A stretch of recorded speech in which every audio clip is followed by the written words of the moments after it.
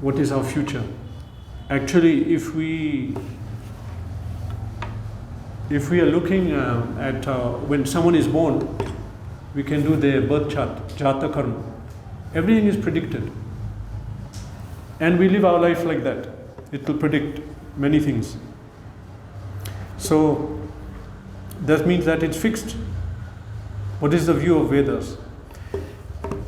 If destiny is fixed, then why are we working hard? Why are we studying? We can just let it happen. So actually the word destiny for Sanskrit will be bhagya. Everyone understand in different culture, traditionally, people understand this point. So people understand this point, that things that will happen, it will happen. Traditionally, everyone put their faith in God, in some higher, someone say God, but they'll put faith in higher power. Because people were living on land in nature. For example, farmer. You can never meet an atheist farmer. He understands, I'm putting my seed to grow, then depends on God. What will happen? What seed will come? Good seed, good crop, bad crop. Will the rain come, won't come? This idea of atheism mostly is in the city. With no one, the people don't understand the connection. That if I want rice, I'll buy in more supermarket. If I want milk, I'll get in Nandini. But in the village, they'll understand that if rain does not come, nothing will work. Or if one day so many insects, pests, locusts attack everything, and we'll not be able to. So the understanding is that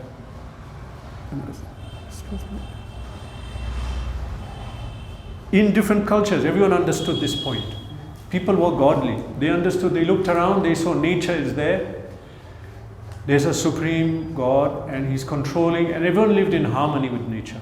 And they accepted whatever bad or good thing, this is my destiny. I just have to accept it. Okay, that is one understanding. Let's look at it.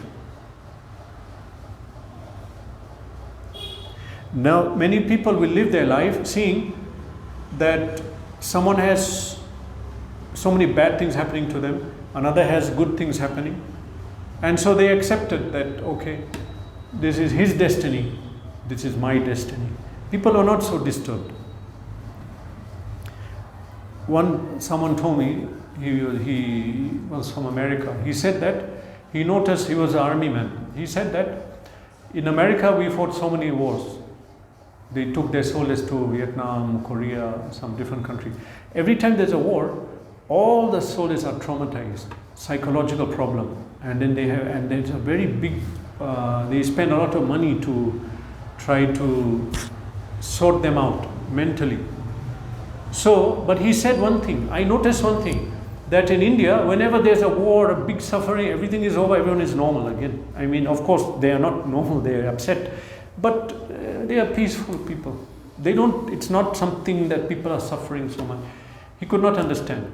But actually understanding is in the culture, because in the culture is inbuilt that proper understanding who I am, what is the this life, and just accept it. What is the destiny? Accept it. But the other culture, out of Vedic culture, they are trained. Goal of life is enjoy, enjoy, enjoy. I cannot enjoy. Oh, now I'll suffer. I cannot enjoy. That is the goal. But they are higher ideal in Vedic culture. In Indian culture, there's a higher ideal that goal of life, of course, we'll enjoy it, we'll not be bored. But there are people working towards higher spiritual understanding, cultural. I am saying that, but nowadays it's different. Of course, people are changing very much. Thank you to TV and movies who are changing the whole cultural system. But people understood that there are some things beyond their control. Let it go. I will do what I can, let it happen, what it has to happen. That's all. That much understanding people. And so they were peaceful. Okay? This is destiny, bhagya. Something bad happened, durbhagya. What can we do? And that is put off, okay, let it go, what to do. And life goes on. That is how they were brought up before, but not now. Now it's different. Because people are not reading Shastra. They don't have it, even here in India. So, stress, depression, all this started. There is no word for depression in Sanskrit. There is not there. Maybe unhappy, not stress, depression, tension. It's not there. Huh? Ausad. Maybe that is something like very sad. Yeah. But depression, actually, that meaning, like clinical depression, that I'm so sad, I cannot do anything, I cannot face life. That concept is not there in Vedic culture. It was not there.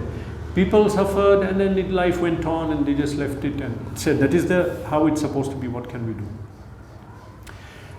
So now understanding in Vedic culture is that we are fully under Prakriti. We are under nature. Okay, of course, nature is not independent, nature is under God. But Prakriti Kriyama Anani, it says in Bhagavad Gita. We are under nature. We means Jiva. Bodies are covered. All the bodies look different. Different karma we have. The Jiva is the same. Any body different, but the Jiva is the same. Same. There is no high or low Jiva. Souls are the same. They may be at a different spiritual level of evolution. So they are presently undergoing more suffering or more happiness, depend on their past life. But the Jivas are the same. So us Jivas in this world, we are conditioned. The word is conditioned. In English, in Sanskrit, in Hindi, it's Baddha Jiv. We are not free. I don't know in other language. I'm using exact word because we have to understand the philosophy. If we don't understand that point, we'll misunderstand. So other languages, in Tamil it's Gatundatma, maybe Telugu also. But Baddhaji mostly we understand. Baddhaji means that Jiva is not independent. He is not able to do what he wants. He is born under certain condition that you will live this way. Now you have to live underwater, you cannot come out. The body is given in the water, and the deep water, they cannot even come up, they'll explode. Or the body is given of a snake, that very envious person, envious, Irsha. Next life, born as a snake, bite for no reason, attack people. Everyone will hate him. He cannot be anywhere. They'll hide in the corner, only come out sometimes. And we cannot decide, no, I don't want to live like this. I want to just live openly like everyone. No, we are given this body and that way. This is called Prakriti, laws of nature. So we are all under this nature now. We are controlled by nature. Even this body we have, we are thinking I have body, I can do anything. No, we cannot, because the body is limited. You cannot fly. Bird can fly. We can even not go underwater. Maybe for some time we'll wear that suit and we have to come up. So in that way we see that we are not independent. We are controlled by nature, and nature is acting through this body. The body we have is given certain characteristic: anger, happy, sad, intelligence, no intelligence, good at maybe accounts, good at art. Again, everything is from the past life. And so that ability or disability is given, and we live like that. Okay? All this was calculated at the time of birth. What will be that life karma? What will be his bhagya? How much food he'll get or not get? It's calculated. We cannot change it at all. Okay, like somebody gets on a flight.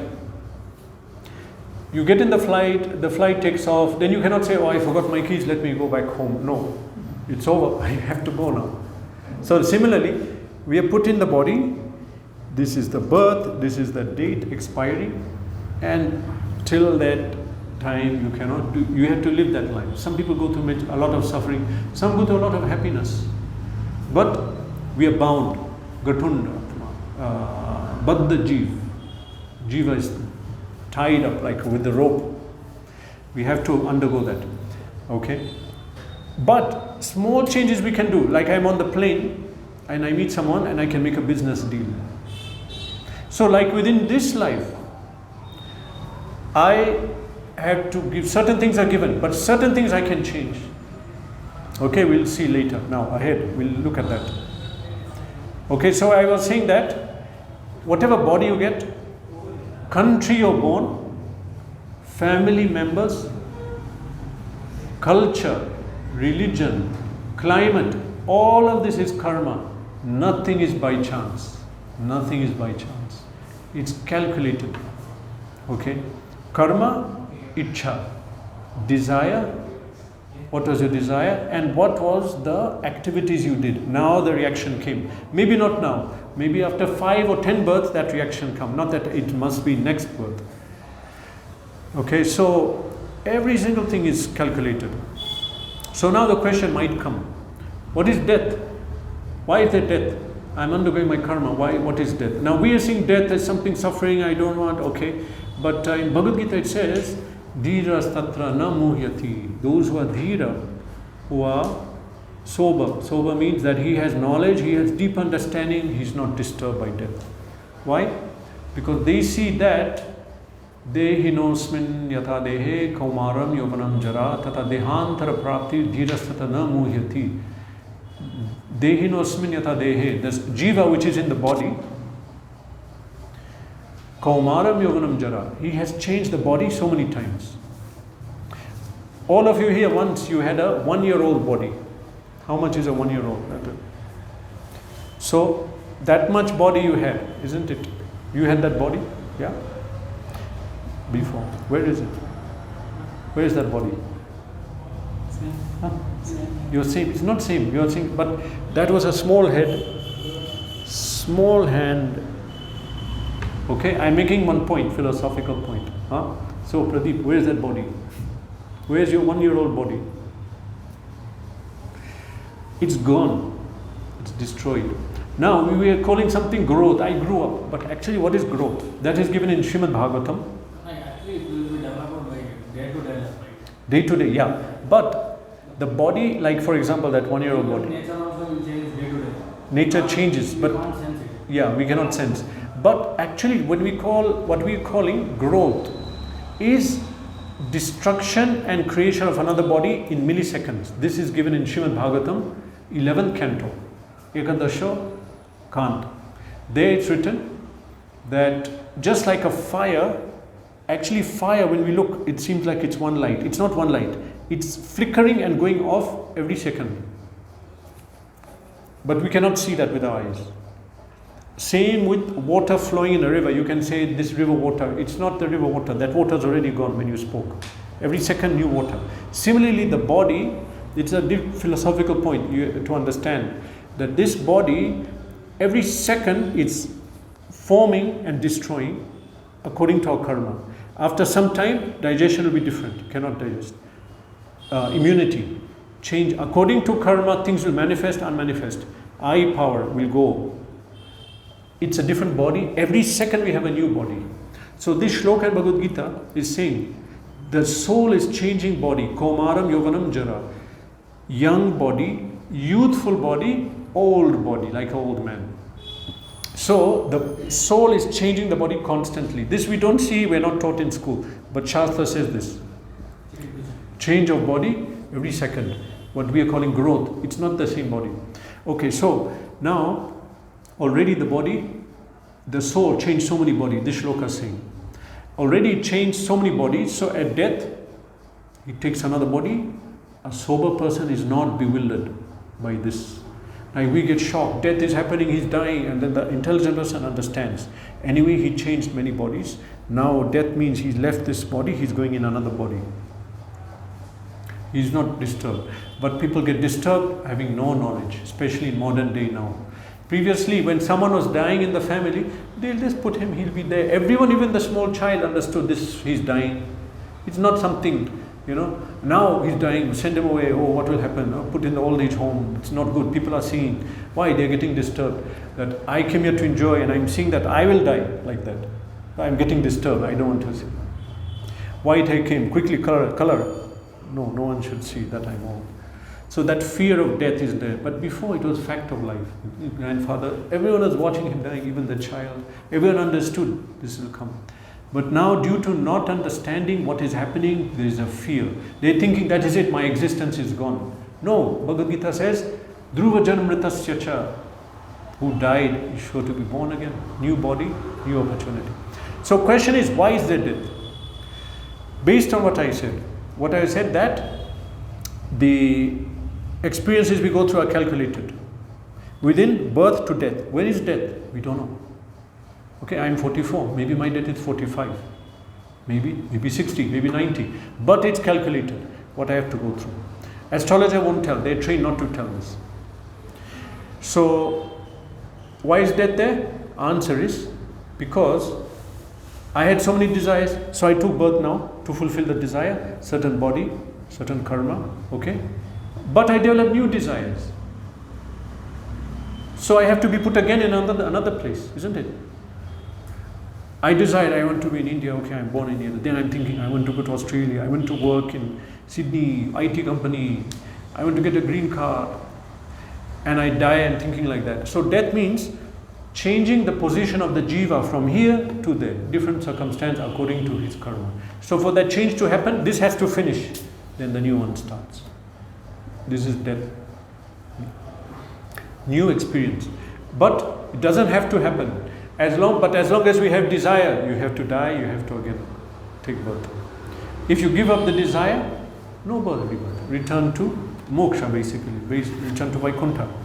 Okay? So that is death actually. And so what will happen next life? What happens after death to us? That depends on this life. This life, what are we doing? And what are we doing is based on what are we thinking. And what we are thinking depends on what we decide to move around and put in our head. YouTube, Instagram, or Bhagavad Gita, Shastra, understanding. Actually, YouTube is not a problem if you use it to hear Gita. But we won't. So, our next life depends on our actions. Action depends on the thoughts in our head. Because thinking, feeling, willing. What you think, then you start to feel of doing it, then you do it. So that is understanding of death. Every time we have new desires, that guarantees another birth. Okay. However, if our desire is to serve Krishna, then there is no more rebirth. We get liberated. Alright. Now in Vedic culture, the child is born, immediately they'll do the jataka, the birth chart. They will see that, and based on that, they will bring up the child. Okay? So I'll give an example. If you read Srimad Bhagavatam, story of Hiranyakashipu, this is Nrsimhadev. Nrsimhadev killed Hiranyakashipu. So their mother, name was, I think, Kula. No, mother, yeah, correct. Aditi. So Aditi, she was pregnant with Hiranyaksh and Hiranyakashipu. So through astrology, Aditi is for the Aditi. Correct. Diti. They were sisters. Diti, mother of Hiranyakashipu and Hiranyaksh. Through astrology, they were told that these two children are very sinful. They're going to cause a big problem. So she tried to delay delivery, but it happened. She delivered them. Okay, this is known. In Vedic culture it was known, even the destiny. Okay, for example, in Vedic culture they have something called, now also, Garbhadan Sanskar. You understand that? Before the husband and wife come together to produce the child, they will do some samskar, some yagya, chant, some mantra. Then a particular jiva will come, which is having subhagya, very good fortune.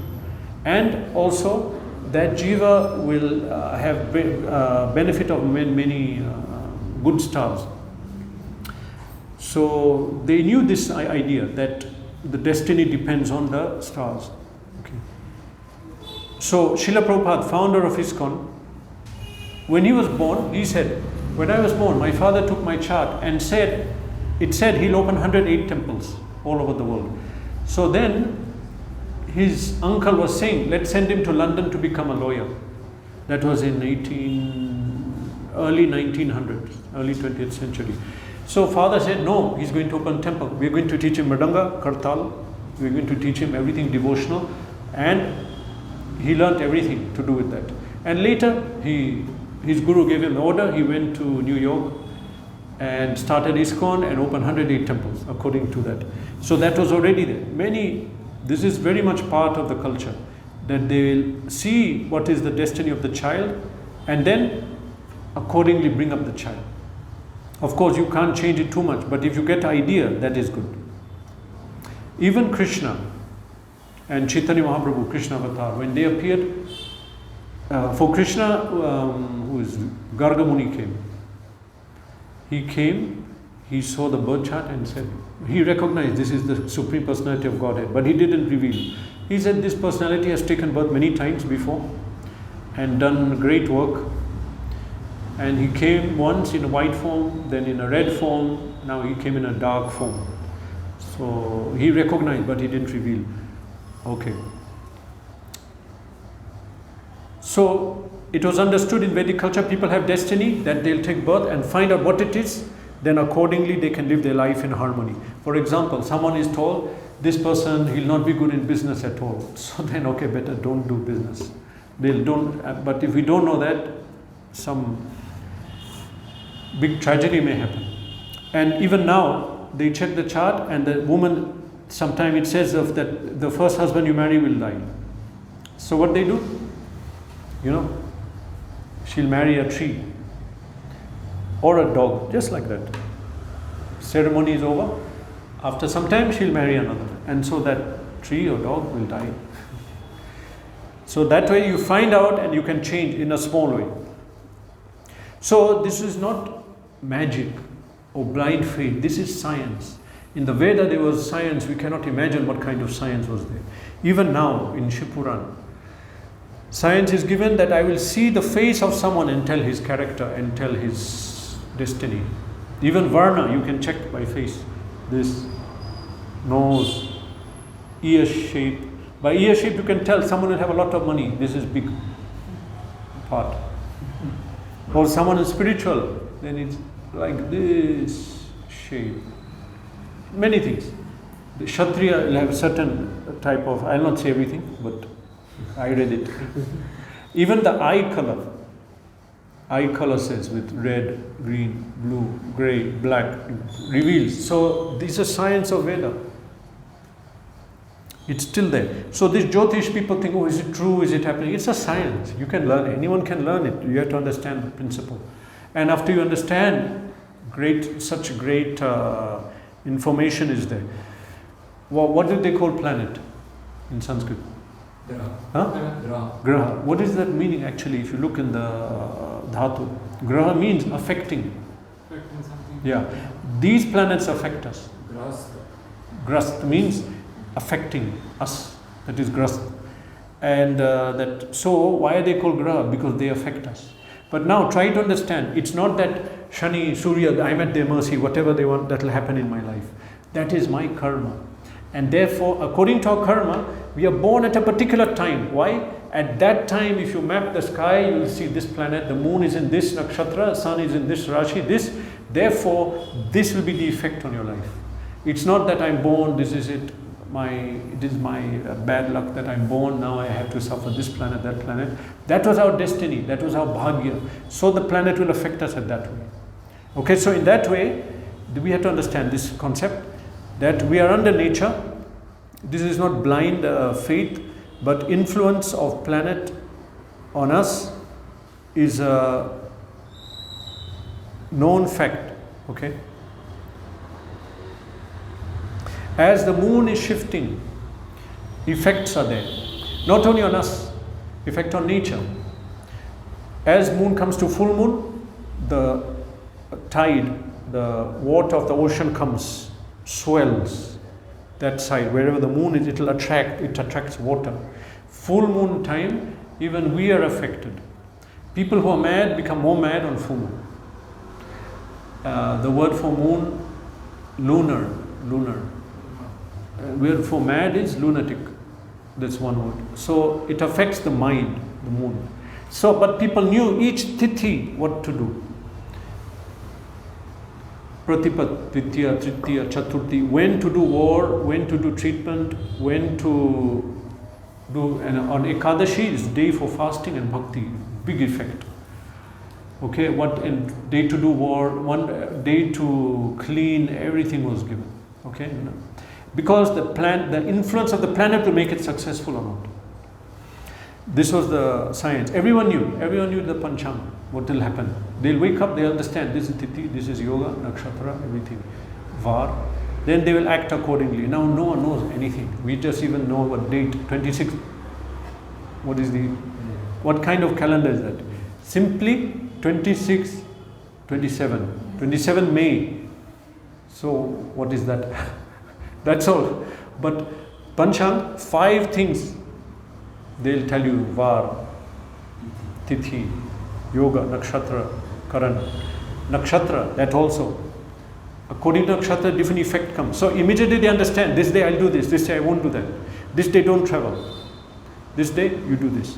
And so, everyone knows that civilization, India was very great. It was educational, military, this was before. As they left the culture, then it changed. So when the Vedas gave such a guidance, we could not imagine.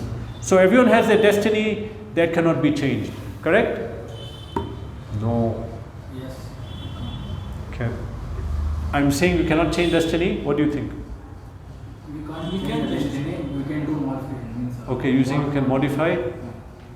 You think we can change? Okay. So this is the thing that destiny created by karma. Result of karma. Past karma give the destiny. Correct. If we change our karma Activities. activity. No. Okay, let me explain the points. Okay, now we'll see another angle of this. Okay. Why is everything happening in our life? As he said, because of purva karma. This is the karma phal. Why is the reaction coming? If we do something wrong before, now reaction comes something bad. Something good. Okay, now that is the good and bad actions are coming. From past life, this is our life basically. Everything is karma, we understand that. Okay, so now this material world is compared to, it's called Durg, it's like a fort, jail. Shastra says that the jivas who left Vaikuntha did not want to serve Krishna, Vishnu, they came here. Here they are undergoing birth and death and they're given a body, this body is suffering. That's all. We think I'm enjoying, but hunger, thirst, hot, cold, so much suffering. And karma we have to suffer. Why? It is a kind of punishment. This is a punishment for the jivas who left Vaikuntha and that they have to become again pious, punyashan, and go back to Vaikuntha. So, in a prison, if we are given a punishment and someone has a very bad punishment, but he begins to behave properly, what will happen? Pardon, they say. Pardon the offense. In English that would be P-A-R-D-O-N. That means, okay, let him go. 10 years, whole life's, someone has to suffer, but he became reformed, let him go. Actually, it's not recommended in Vedic culture, but now in the modern age, they do these things. So, the point is to punish him, but he became okay, so let him go. Similarly, we have to suffer certain things or be given the enjoyment, not real enjoyment. Material enjoyment is not real. Real is spiritual enjoyment.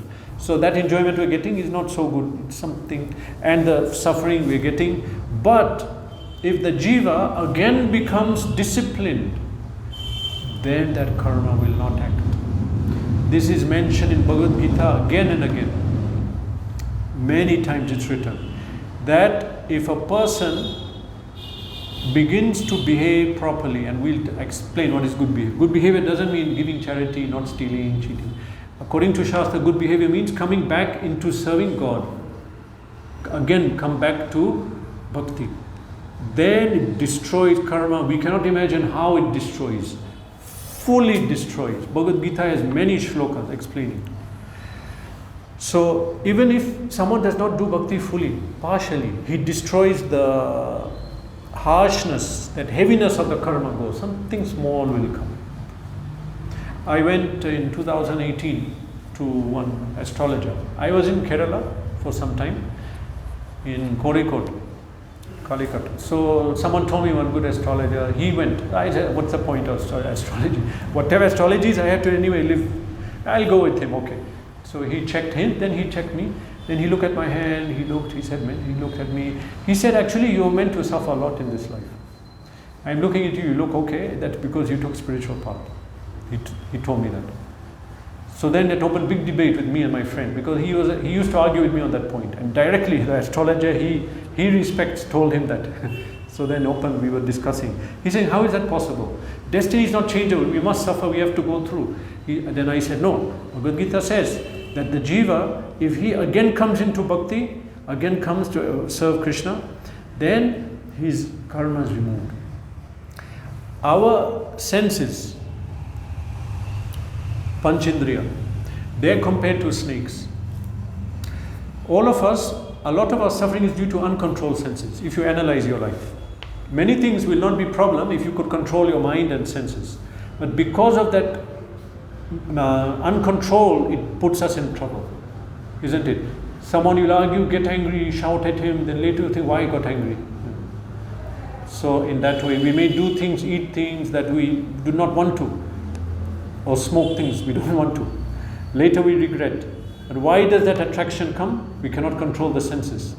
But it's explained, now they explain that the senses are like snakes. To understand that is in Shastra. To understand this point, you have to understand what is a snake. A snake is an animal. He will harm you without any reason. A lion is a very fierce animal, but as a fact, there's a fact that the lion who has eaten his lunch, he'll not do anything, he'll just sit.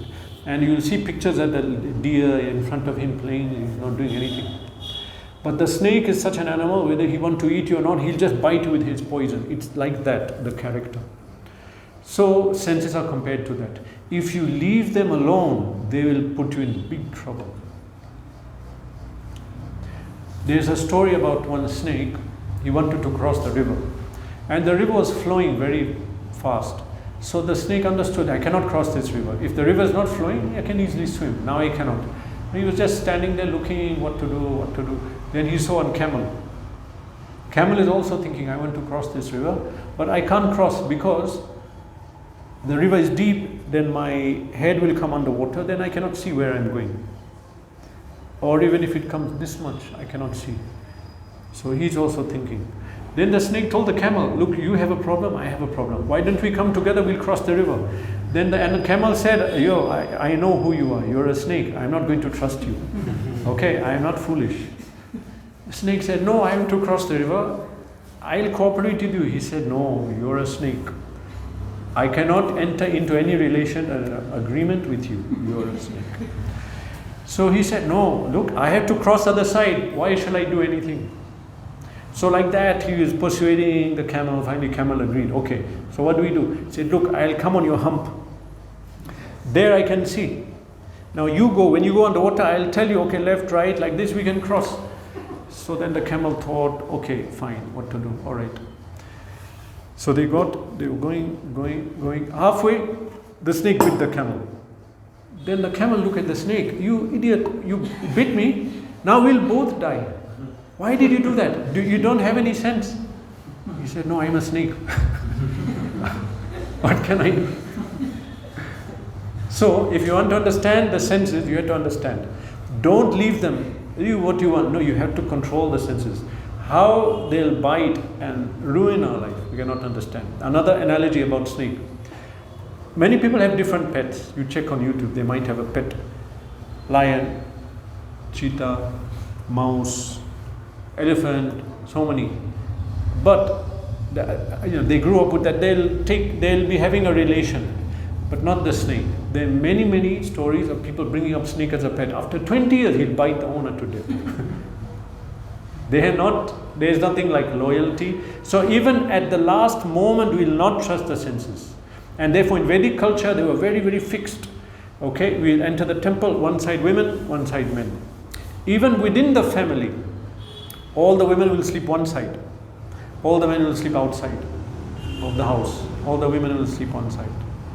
Okay, and there was so many traditions. If you read in Ramayana, they were thinking that who will go and save Sita. So then it was decided, maybe Lakshman, you can go, because now we know where is Sita. Then he said, I don't know how she looks. I don't know how Sita looks, her face. Why? Because anytime I see her, I'll see her feet only. So this tradition was there, very, very closely, that relation between men and women, it was very careful. And anything relating with senses was very careful. So, although the senses are so dangerous, but one who does bhakti, it's like a snake without the teeth, without the fangs. That is the system. One who begins to do bhakti, the senses are controlled.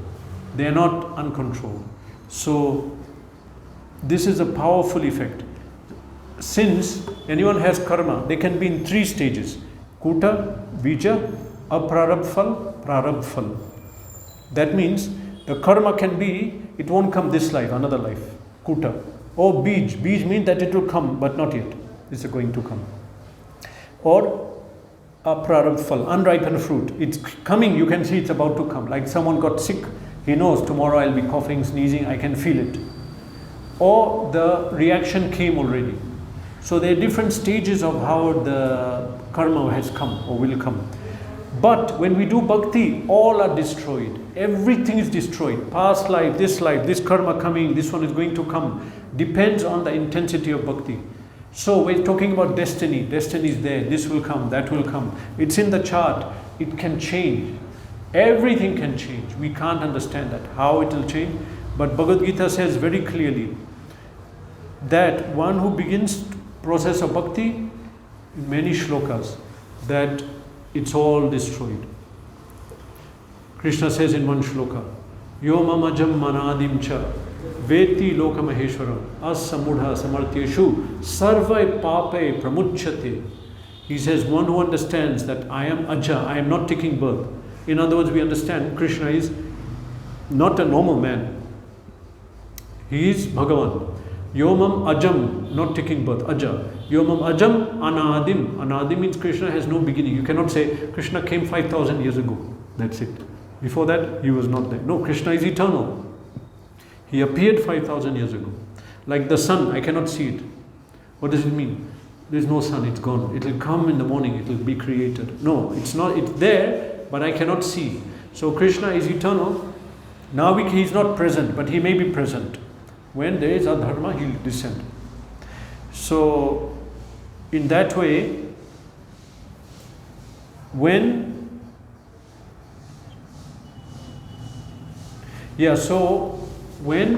Krishna, someone understands Anadi, he has no beginning, he is not born, Yoma Vajam Anadim Cha, Veti Lokamaheshwaram, that he is the control of all the planets. Asamudha, Asamudha means not doubting. Asamudha sa martyeshu sarvai pape pramuchyate. He in this world of death, martyeshu sarvai pape pramuchyate. His sin is destroyed. He will not face death. For a bhakt, devotee, there is no death. Death is different from a devotee. He is not coming to the end of the karma and dying like that. He will just leave the body and go. No pain, no suffering. It's not really death. Death is stopped for devotee if his karma is finished. Again, Krishna says at the end of Bhagavad Gita, after teaching Arjun all the shiksha, he tells Arjun, finally I am giving you instruction which is higher. It is higher than any instruction I gave you before. It says, Sarva Guya Tamam Bhuya Shrunu Me Paramam Vacha. Again I am telling you instruction, Shrunu Me, listen to me, Paramam Vacha, the topmost instruction I am explaining you. Okay, then he says that Manmana Bhava Mad Bhakto Madhyaji Maam Namaskuru. Think of me, worship me, become my devotee. Manmana Bhava Mad Bhakta, become my bhakt. Manmana Bhava Mad Bhakta Madhyaji Maam Namaskuru. You worship me and surrender to me. Then next shloka he says, you give up any other form of, because Veda has so many different kind of dharma. He says you give up any other form of dharma. Sarva dharman parityaja. Mam ekam sharanam vraja. You surrender to me only to me, not to anyone else. Mam ekam sharanam vraja. Aham tam sarva papebhyo. I will destroy all your karma, your sin, papa. Actually, our problem is this papa. If you just analyze, what is our health problem, money problem, whatever problem, legal problem with people, any problem you have, it's just our sinful reaction from the past. So Krishna is saying that I will destroy all of that. Aham tam sarva papebhyo. So someone will think, okay, he's telling me I should stop this, stop that, and leave everything and just do Krishna Bhakti and chant Krishna's name. Maybe it's wrong. Maybe I'll suffer, they'll get angry, other devatas. So many things we'll think. So Krishna says at the end, Ma shuchaha in that shloka.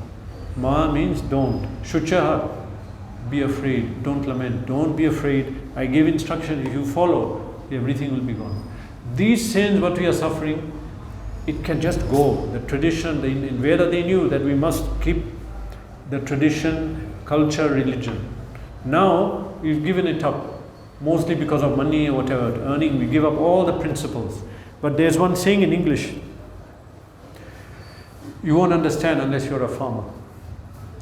Don't remove the fence if you don't know why it is there. Yeah?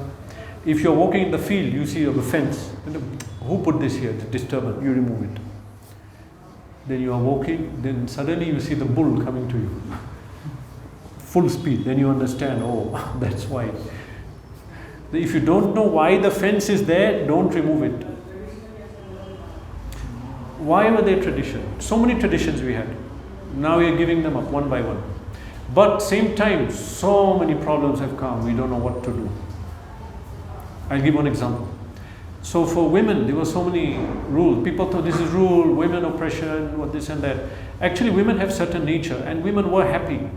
According to Shastra, certain things, women's duties were there. Okay. Psychophysical nature of women is that they are happy around women, are happy around family, children, home, like that. Now modern life, okay, women go out and work and get the money like that. Actually, at the same time, they cannot do that and bring up children and everything, do everything. And so what happened? They had to maybe not have children till age 30 or 25, finish your career, get the money, you know. And then many problems are coming now. They're not having children. So many fertility clinics. Children are not there. That's one problem. Another problem is that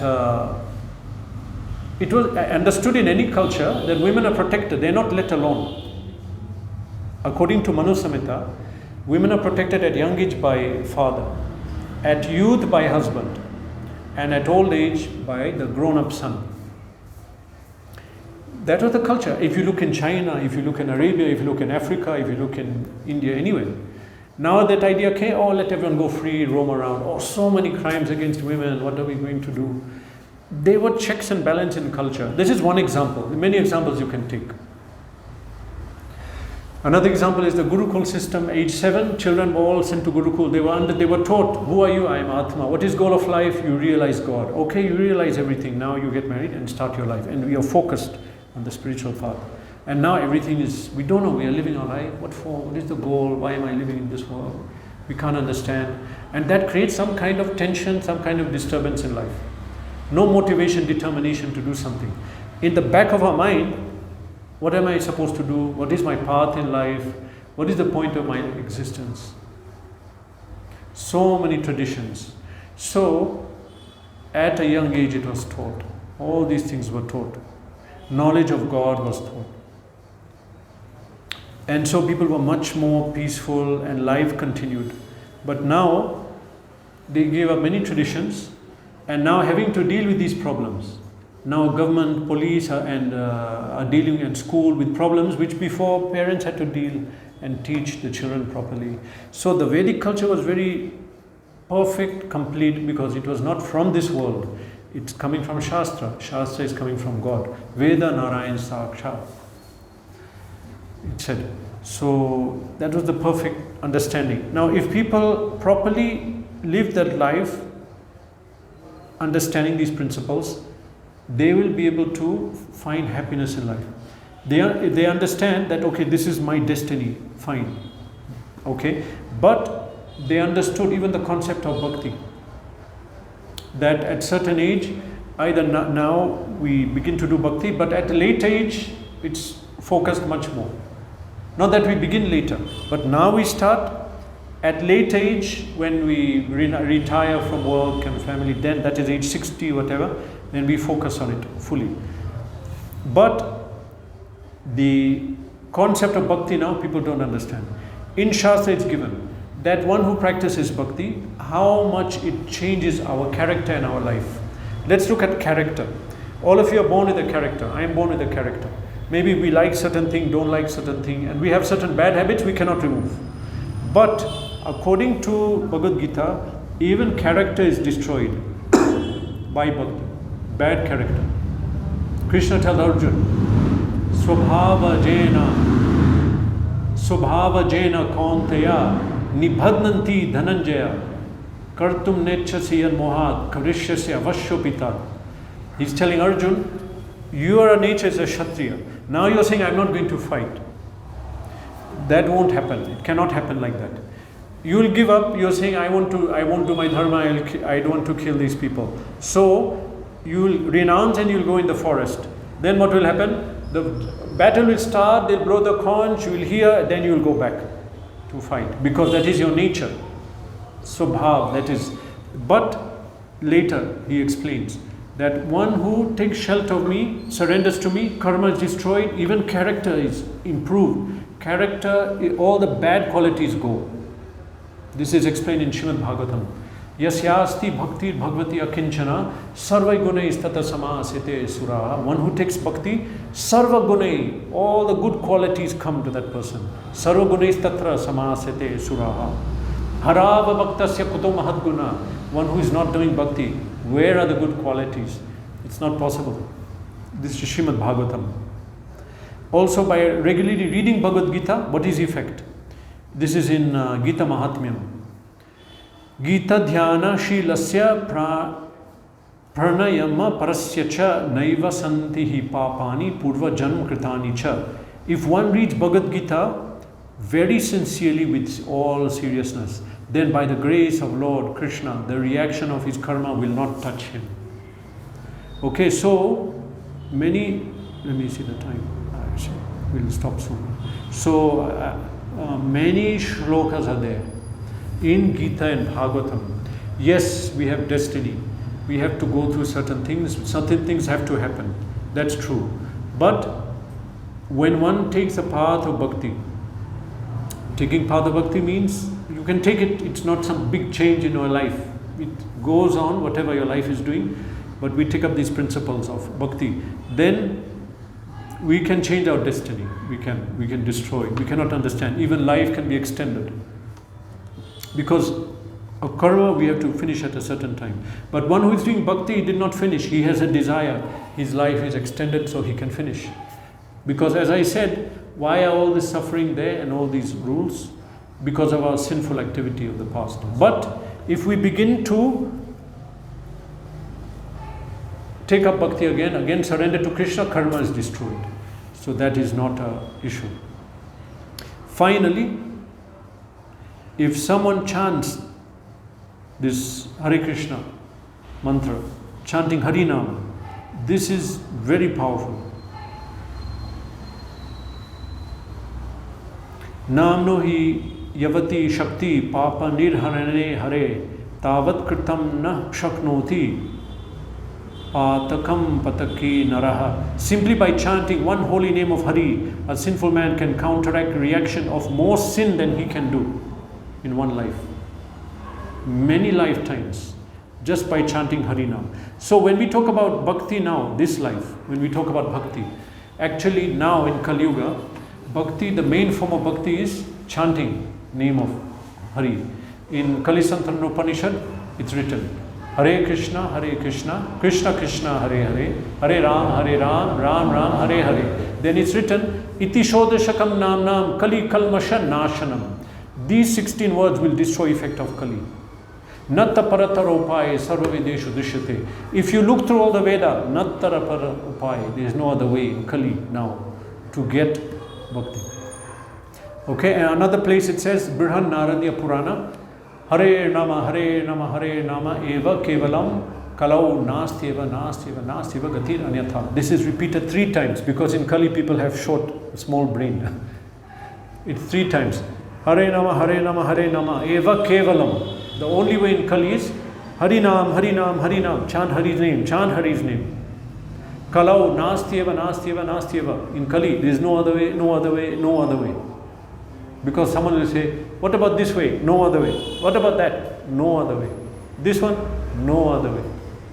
Only this. Kalau Nastyeva. In Kali, no other way. That if we want to take a bhakti and come on the spiritual path, we simply have to chant this Hare Krishna mantra. In Kali, we cannot do dhyan, we cannot do complicated other systems. Simply, if we chant Hare Krishna on Mala, all auspiciousness comes. This is bhakti. So by that, we don't have to worry about our karma. In fact, one in Bhakti path doesn't check his chart. Not applicable anymore. Depends on how much we do. If we do with Dridad Vrat, Tivra Bhakti, immediately in one life. But if we do little, then it can be 2-3 lives. That can be. So this is the opinion of Shastra regarding destiny. Changeable? Yes, changeable. But not simple. One has to apply themselves. Bhakti. Okay, Hare Krishna. So, any question? What we spoke about destiny, destroying the destiny. Okay. So we'll stop. Shrimad Bhagavad Gita ki Jai. Hare Krishna.